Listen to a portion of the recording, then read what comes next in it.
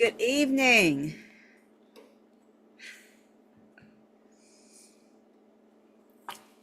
Good evening. We're trying to get that camera straightened out. Good evening, everybody. Good evening, National Baptist Convention, USA Incorporated. Welcome to this evening's NBC USA Hope Health webinar, Temple Care Matters. I am still here. We're getting that camera together. I think they can see me right there, Dr. Miner. Thank you. Okay, we want to acknowledge our president. We want to acknowledge several members of our national leadership. First, our president, Dr. Boise Kimber. We also want to acknowledge Dr. Michael O. Miner, our national director, the NBCUSA Liaison to the U.S. Department of Health and Human Services. So, everybody, tonight's Temple Care Matters webinar is going to be about the January suggested health observances. And those two observances are National Volunteer Blood Donor Month and Thyroid Awareness Month. We will also discuss making and keeping New Year's health resolutions. I said New Year's health resolutions, especially weight loss resolutions, and we'll also talk about our regional meetings overview. All right, so after that, finally, we will provide a preview of early February health observances.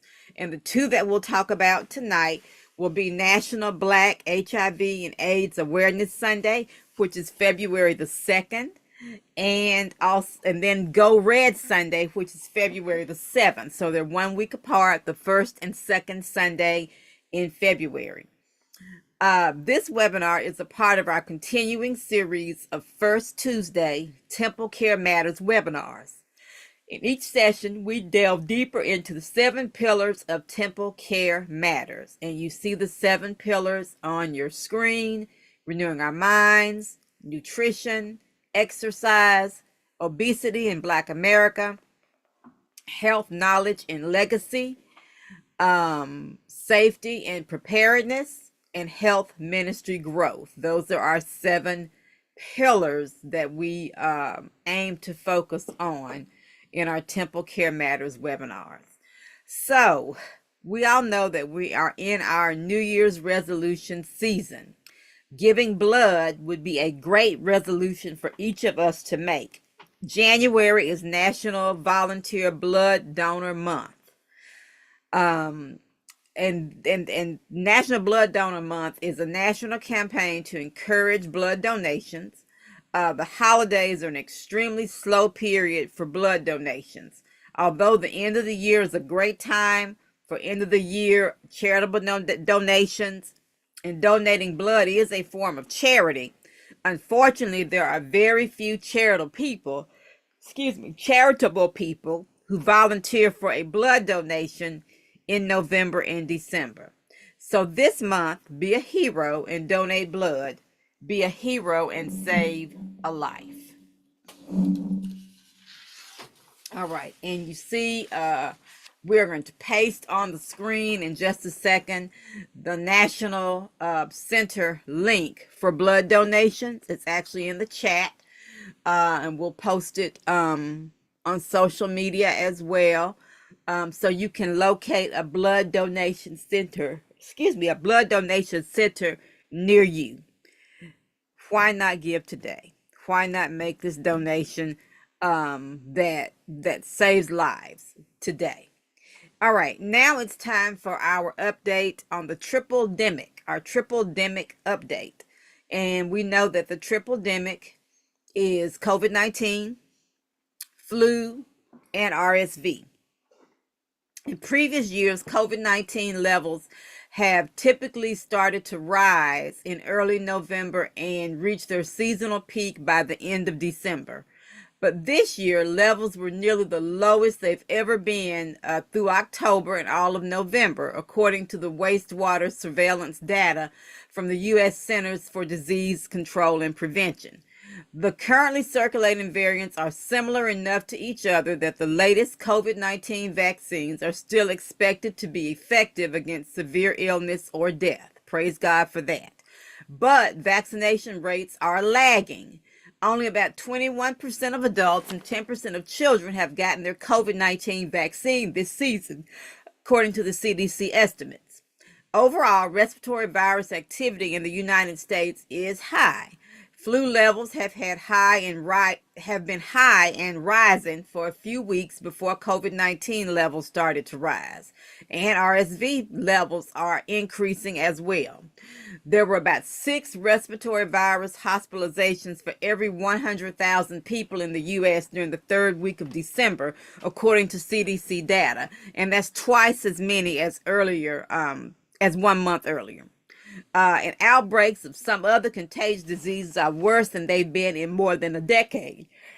Excuse me, one of those is the norovirus. Norovirus is a common and very, very contagious virus that causes gastrointestinal symptoms. Many of us know it as the stomach flu. There have been nearly 500 outbreaks reported since August, according to the CDC surveillance systems. Then that's a third more than this time last year. The whooping cough is another one that is on the rise some.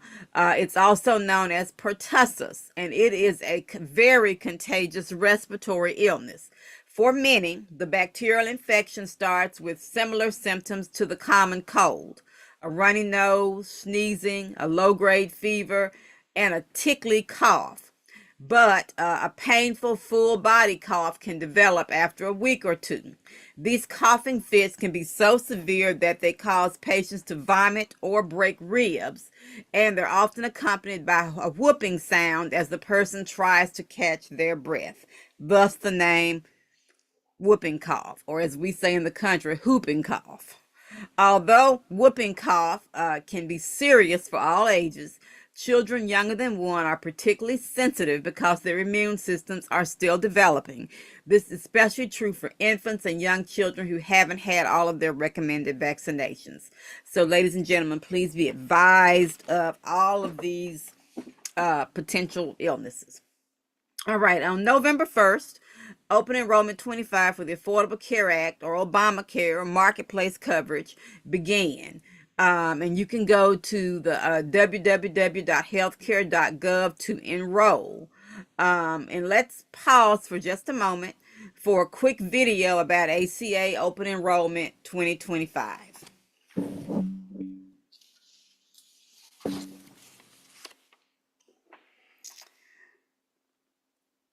Mr. Producer, can you roll our video? Thank you.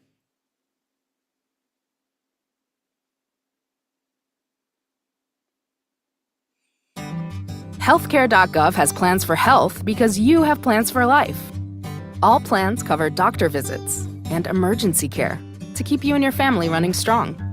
All plans cover hospital stays and prescriptions to give you peace of mind. 4 out of 5 customers can find a health plan for $10 or less per month with financial help. Visit healthcare.gov to explore plans from the brands you know. New law, lower prices. Healthcare.gov is here for you. Final deadline January 15th. All right, thank you. So, guys, remember that the Affordable Care Act is private insurance through a government online portal. So if you are someone that you know is without health insurance, the ACA might be the coverage for them or for you. The final deadline is Monday, January 15th, which is this coming Monday. So let's get covered, NBCUSA family. All right, now let's share about one of our monthly observances, and that is Thyroid Awareness Month. We'll begin with another video, and this one is going to focus on thyroid health.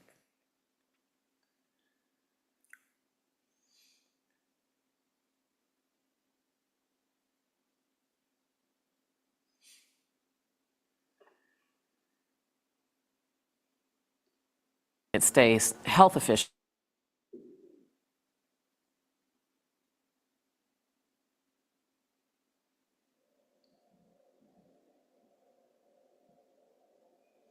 All right, we had a little technical difficulty. Give us just a moment to get that video up. We'll try once more, and if it doesn't come up, we'll go ahead with our discussion. Here in the United States, health officials are raising awareness about thyroid disease this month. The American Association of Clinical Endocrinologists estimates that approximately 15 million Americans have undiagnosed thyroid problems.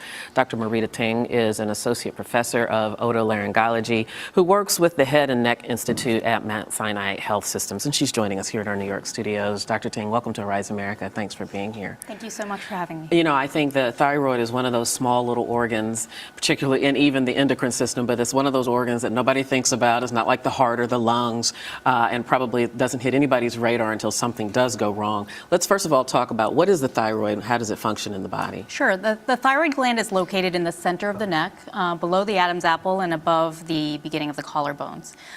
You're right, it's a small gland. It's shaped like a butterfly. It has a right and left lobe, and it's responsible for the body's metabolism, which means that it really controls a lot of different varied activities. And when something goes wrong, there can be a lot of different problems that are in fact kind of nonspecific. As I understand it, a number of things can go wrong, and it can produce hyperthyroidism, too much of the T4 and the other hormones that are, or hypo. So what are some of the typical presenting signs when someone is having problems with their thyroid? So as I mentioned, they're extremely varied. In a hyperactive state, you can have heat intolerance, you can have anxiety, your heart races, you may have difficulty sleeping. With hypothyroid, there may be unexplained weight gain or slow reflexes, even memory problems and cold intolerance. For doctors who see patients and they have these non-specific symptoms, how often then do problems go undiagnosed that are related to the thyroid, but that might look like any number of other things? That can frequently happen, but people who see their primary care physician on a regular basis, this is something that is on your doctor's radar if it's not on yours. So most primary care physicians will screen for thyroid disorders if they suspect something, because the blood test for it is very simple. I know treatments vary differently, whether it's hyper, too much, or hypo, not enough. But how are the drugs on the market? What is the technology there to deal with thyroid disease? So mostly the drugs are very tried and true. They've been used for many decades, and the main one is replacement thyroid hormone, which is chemically identical to the one that your body produces. So this is one that's very commonly used and very well tolerated. When someone, and that's used for someone who has a non-functioning or a decreased functioning thyroid gland, right? When someone is in that state, can treating them with this thyroid replacement hormone, is that curative for them, if you will? Absolutely, absolutely. And there are medications also which can decrease the activity of an overactive thyroid. Yeah. So my practice is actually more focused on nodules or growths in the thyroid, which is something that we're focusing on this month. As you mentioned, it's Thyroid Awareness Month. And with January being the beginning of the year, it's a good time to think about screening either through your doctor or even using a self-exam. Other than going to the doctor, is there anything that people should do on their own? Is there a self-check that they should do or keep in mind? There is a pretty simple way that you can check yourself. It's probably not as necessary to do it regularly, such as a breast self-exam and other disorders that are more common, but you can simply look in the mirror, tilt your head back slightly, and just look at that area of the neck that I described, and look as you swallow for any asymmetry. If one side is bigger than the other, or you see any protrusion or lump, that may be a sign that you have a growth or a generally enlarged thyroid gland. How common is thyroid cancer? Thyroid cancer is perhaps more common than we recognized 1 or 2 decades ago, and the stated incidence is on the rise. We think that incidence increasing is actually due to increased detection techniques, because our imaging is better now. People are more aware of screening, and people have imaging tests that may be for a different cause, for example, a spine MRI or a CAT scan of the neck or an ultrasound of the carotids that then incidentally pick up a thyroid problem. Something important, and as always, talk to your doctor about it, right? Yes. Dr. Marita Ting, thank you so much. Nice to meet you. Thank you, you too. This is Arise America. right, that was great. That was very interesting to learn a little bit more and to continue the discussion. We want to share that when we began our discussion about thyroid awareness last month, we decided that we wanted to try something a little bit different. We wanted someone to share their experiences with thyroid disease. And wouldn't you know that our national director, my husband, Dr. Michael O. Miner, has had such an experience. So welcome, hubby. Good, good evening, sweetheart. Sister Minor.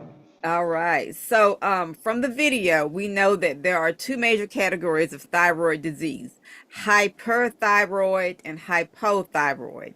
So, which did you have? Well, I began with hyperthyroid and overactive thyroid. Mm-hmm. Okay. So, did you notice any symptoms? At first, I didn't, but you did. Mm-hmm. I did. I did. So, I remember very well. You were hungry all the time, but you were losing weight. Your hair was growing like kudzu. Um, and Dr. Miner, husband, you don't have it on the script, but you were quite anxious, quite irritable at the time. Um, so we knew that there were some issues. How did you eventually discover, how did we eventually discover that it was the thyroid that was the culprit of all these changes? Well, after several visits to my primary care physician, she referred me to an endocrinologist. After a few tests, she determined I was suffering from hyperthyroidism. Hmm. Oh, and I forgot, you also had hot flashes during that time as well. I'm just remembering. It's all coming back to me now. So, so what was the suggested treatment? We want people to know we are saying this in jest because thankfully it all went well for him and we discovered what the problem was relatively quickly. But this is a condition that can become very serious. So that's why we're taking some time to not only bring a little bit of levity, but really, really talk about it. So share the suggested treatment, please. All right, well, she told me that they were literally going to kill my thyroid using radiation. They would then prescribe synthetic replacement thyroid hormone. They would try different dosages until they found the right dosage. I'll need to take the prescription every day for the rest of my life. And so, guess what happened? I went from hypothyroidism to hypothyroidism. Too much to too little thyroid hormone. Yep, I remember that well. I remember the day of your procedure. It actually was our 10th wedding anniversary. Gosh, it's been a long time ago. And you had to stay isolated from me for 48 hours after the radiation therapy. We had to be way down the hall from each other. So it's been 20 years. And in your opinion, as the patient, how have things worked out with you and your thyroid replacement hormone? Well, overall, things are going well. I don't eat 4 meals a day anymore. However, I did have a couple episodes where my endocrinologist had to adjust my dosage. Um, and then they worked through that. And also, it was curious to me that my body doesn't respond well to the generic version of the prescription. Uh, like many black people, been battling with the insurance company because they only pay or cover the generic version. So I have to pay extra to get the brand name. So I wake up every morning and take my 2 pills, and I wait 30 minutes because I take it on an empty stomach. Then I eat my breakfast. There you go. Okay. Great information. Thank you. And I can testify, as his spouse, that he has responded well. So for any viewers that are maybe afraid to get their thyroid checked, or perhaps your doctor has suggested the radiation, don't even know if they still do that particular treatment, but if it is still available, I can attest to the fact that it went quite well for him. Um, and everything's fine. So let's pay attention to this particular health observance. Is there anything else you want to share about that? Well, yeah, I think it's vitally important for everyone to get checkups with their primary health professional. Just don't do that every now and then. Get a regular schedule for what's happening. Mhm. Um, and then when you experience some unusual health changes, you know your body, you know when things not quite right.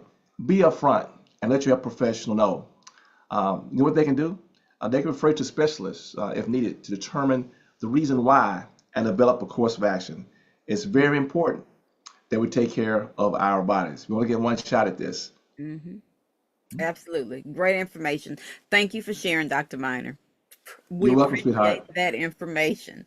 All right, now we are going to move on to one of the other doctors on our call, Dr. Linda Carper.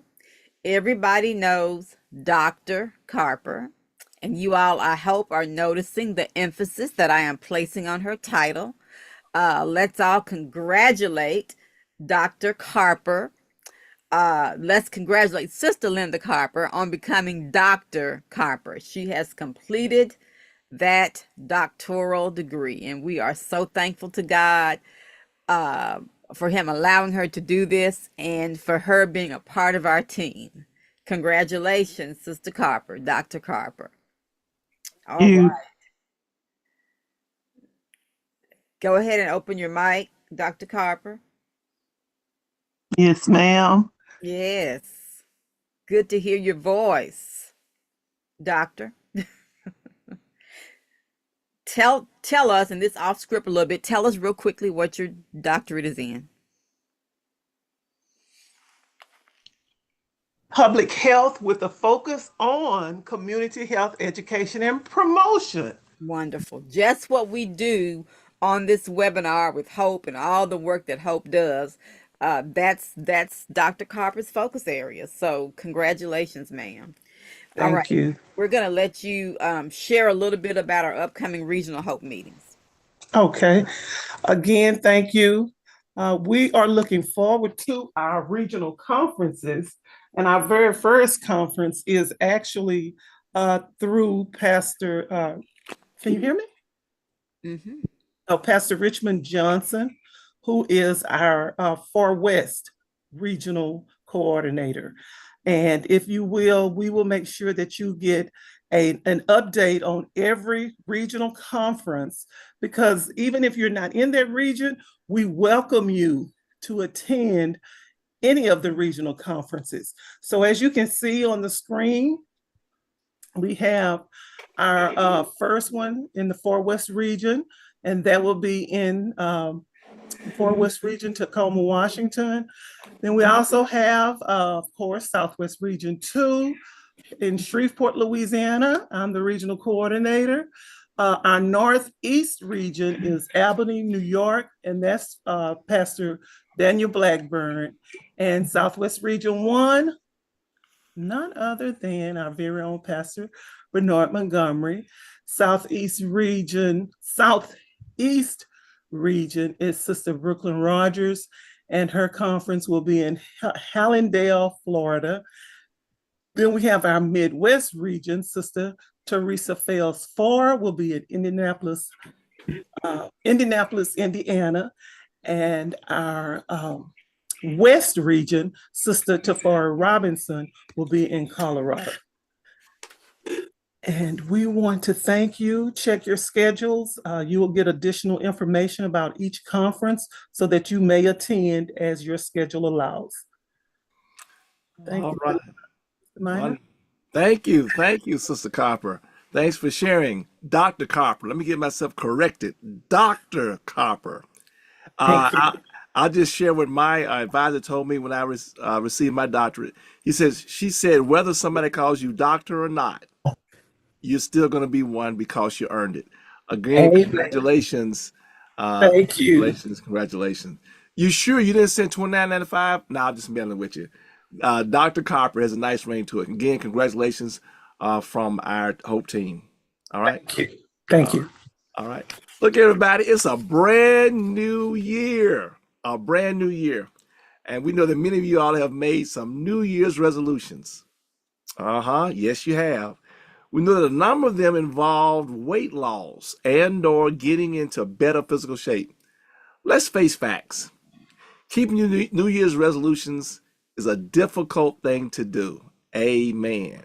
Now, what we encourage each of you to do who are trying to be healthier is to take small, consistent steps in consultation with the health professional.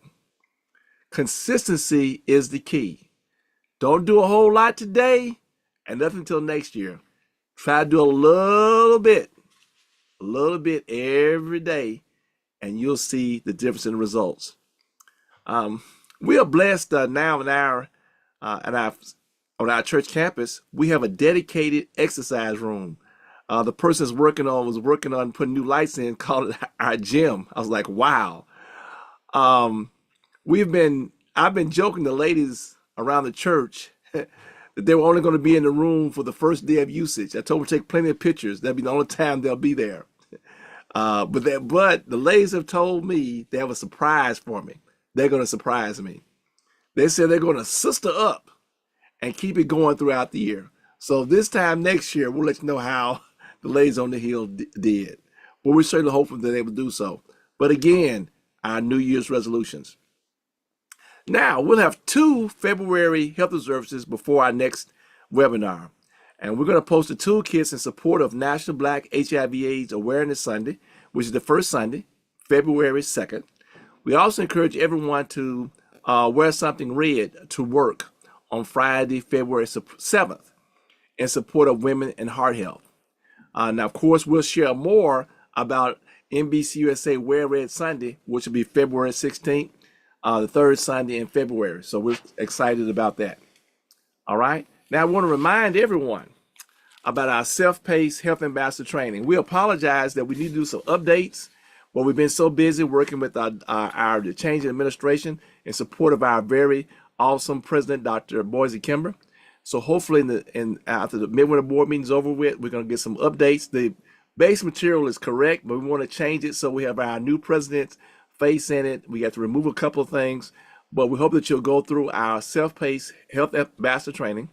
Now, to receive credit, and just share this with other folks. We know most of you on the call have already gone through it, but share it with others. Let them know they can email info@hopenbc.com, info@hopenbc.com, to register. When they do that, they request a copy of the lesson training guide. We have a training guide for each one of the YouTube videos, and then complete the training survey at that link. And that training survey is going to be similar to each one that they have, but just evidence that you've done so. Including the email subject line, NBCUSA Hope Health Ambassador Training. All right. Now look, let's not forget all of our January Health and Wellness Observances, a National Volunteer Blood Donor Month, and Thyroid Awareness Month. You may download a complete list of all our annual health observances from our website, hopenbc.com. And we do want to remind you all that we are undergoing some maintenance with our National Baptist webpage. So in the meantime, you can go to NBCUSAinc.org, NBCUSAinc.org for our National Baptist page. Okay? You'll find additional information on our whole page. Now, upcoming events, you know what's happening next week? Next week is our Memory Board meeting in Birmingham, Alabama, January 13th through 17th. We're praying for safe travels down there. There'll be a little tricky weather to just before, but we're praying God's grace as we prepare to go down to Birmingham. We'll install our new convention president, and Dr. Boise Kimber, and we'll also have our NBC USA Hope booth there as well. Okay. Whew. We've covered much this evening, but the best part is coming now. I want to hear from you. It's time for our Q&A period. You may type in the chat or raise your virtual hand. For those watching on social media, we'll do our best to capture your questions. Okay. Wow.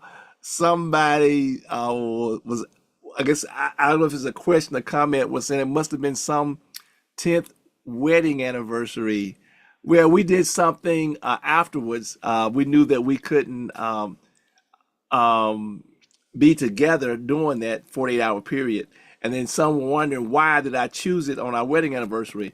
Well, it turns out the way they had it scheduled, that was the only day they could get it done. Otherwise, it was going to be like a month or so later.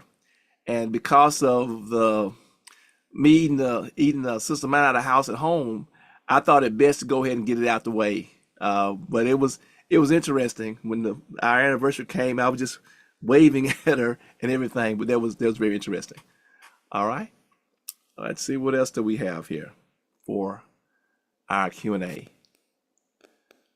Okay, yes. So wondering how I ended up with both hyper and hypothyroidism. Well, hyper is too much. As I said before, that's what I started with. But think about it. Once they basically killed my thyroid gland, I wasn't having any thyroid at all. So I went from having too much to too little. And so therefore, had they not put me on this prescription and whatnot, I would not have had this hormone in my body. And I could tell after those couple episodes that I had when they had to adjust my dosage, I could tell the difference. For those around me at the heel, knew all of a sudden I blew up. I mean, my shoe size went from a size 13 to a size 14. I wasn't eating as much. And well, the whole time I had a whole lot of hair anyhow, but the little bit I had was going out. I was tired. And so once I consulted back with my endocrinologist, determined that I was not getting enough hormones. So they adjusted my prescription. But again, knowing your body and working with your health professionals and seeing what things are. Now, I will tell you that I did not go to my primary care physician. Once I kind of stopped putting all these things together, I just went directly to my endocrinologist, and she did blood work and everything, and it was determined that I need to change the prescription. Again, all about knowing your body. All right. Any other questions? Those that are watching on Zoom, you can put those in the chat, and we'll get to them. Okay, about blood donation. We're not asking everybody to do a blood drive. No. We've discovered that doing blood drives can be tricky unless you really have a lot of people really going back and pushing it and whatnot. That can be an issue. So what we're saying for this year, if you would just encourage people individually just to go down to your nearest blood donor center and give. Now, once we get through our inauguration of our president, it's our hope that we'll have some some persons who will volunteer to lead us in a national blood drive for the National Baptist Convention. What we envision is working with the American Red Cross and have a link where you can click on it. So say, for instance, I decide I want to go and give blood in January.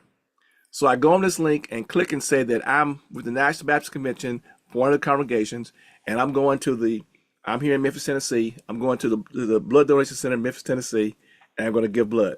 And then from my understanding that once I go there, they'll have a confirmation. And even though we, quote unquote, didn't do a blood drive throughout the National Baptist Convention as we do like at a convention center, we have a virtual blood drive where people all across the country that are part of our convention, a member of one of our over 31,000 churches, will go in and give blood. So we're just waiting on some volunteers to come forth who want to help lead this effort. And we already have gotten the okay from the American Red Cross and think it's a great idea. So the hope for idea is that won't see us doing a blood drive at one of our annual meetings again, but we'll use January as a way for people to come in and to give blood. And of course, those that are watching us this evening, if you're interested in volunteering to help co-chair that, you can email us at info@hopenbc.com. Okay, the toolkits. I know the toolkit is not up yet. Okay, as for the toolkit for National Black HIV/AIDS Sunday. We had our team meeting last evening. We're working on it hopefully in the next 10 days. we'll have it posted. We've heard from you all. You love the toolkits that we post. Good information on it. Inserts for the worship guide. Even have some time to time. Have some sermon starters for your pastor. So it is our hope that we're working. We have some information. It's a little bit dated. Sister Bettina Campbell leads us in this area, and we spoke last night. And she's going to take what we have, and she's working with some others, so that you will have a fully updated toolkit. And we may or may not, we may be good to go, but may or may not tweak the toolkit for Wear Red Sunday, the third Sunday in February. Okay. All right. Okay, I'm going to go through all the other questions we have. Any of our questions from anybody that's online? Okay. Okay. Duke, you have any others that you see from the back side here before we're not going to belabor the point? I'm not seeing any. Okay. All right. I guess it's the first year. Everybody's still lining things up, but the question y'all did have, and hopefully you appreciate the approach we took. It was a two-for.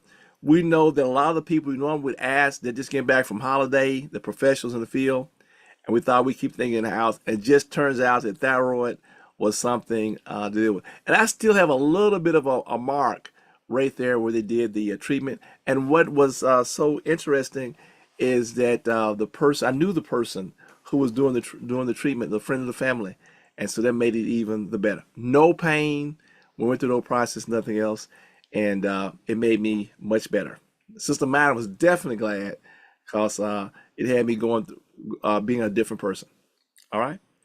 All right. Well, thanks for your thoughtful questions and comments, and including those of people watching us virtually.